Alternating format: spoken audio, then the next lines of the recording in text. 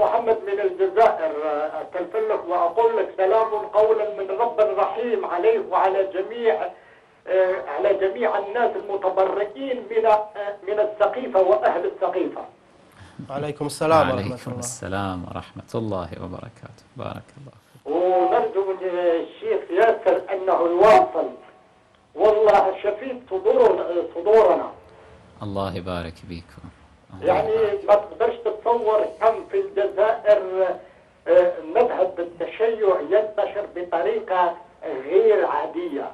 الحمد لله. يعني كل الناس، يعني كثير حتى شباب أطفال يتشيعون يوميا ويتبرؤون من السقيفة وكل زمرة السقيفة إلى يوم الدين. الحمد لله. إلهي لك. نشوفوا هذا التيار الوهابي اللي راح ينقرض عندنا في الجزائر، ينقرض يعني خلاص ينتهى.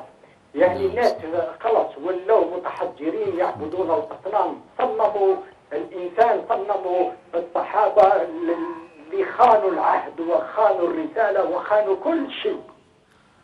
ونتمنى من الشيخ ياسر أنه يوافق. أحسنت أخوي محمد. وإحنا نبلغ كل شيء اللي تقوله، نبلغه يوميا. أحسنت. جزاك الله خير.